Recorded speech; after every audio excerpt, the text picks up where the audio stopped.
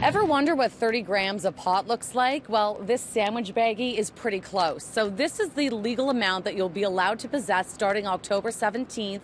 And guess what? You can also take this on a plane. Tonight, we take a look at all of the rules you need to know surrounding legal weed.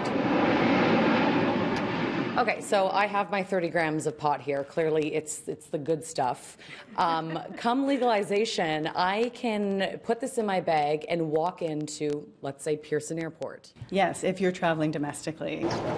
For the first time in our history, marijuana will be allowed to be carried into Canadian airports and onto any flights within our country's borders. But Laura Barlow with Travel Zoo says that crossing international lines with weed in tow is still against the law, no matter where you're traveling to. If I'm taking a flight from somewhere in Canada to, let's say, California or Colorado, where, hey, weed is legal there too, can I do that? No.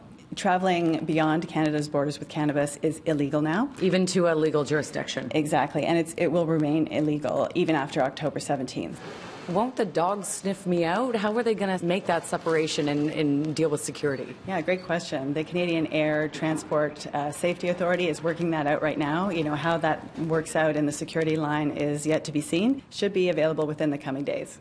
And in a statement, CATSA tells City News the security of the traveling public is top priority. We are currently assessing the impacts the Cannabis Act will have on our operations, and we'll be working with our regulator, Transport Canada, on the appropriate changes to our current procedures.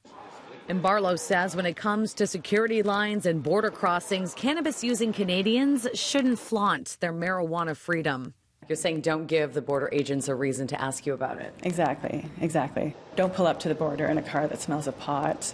Really, we suggest that you carry different bags internationally than you do domestically if you carry cannabis domestically, because even residual smells that you and I can't detect can be detected by dogs that are trained for this purpose. Transport Canada tells City News it is working with stakeholders to post signage at airports, ferry and cruise terminals, and railway stations at exit points from Canada. Other rules: smoking pot in vehicles or boats will be prohibited, and breaking those laws could get you a fine of up to $5,000. The one thing that travelers should do is inform themselves of the different rules. We know from Canadian government that up to a third of the 1,700 Canadians in jail abroad are there for drug-related offenses. We don't want to be those people.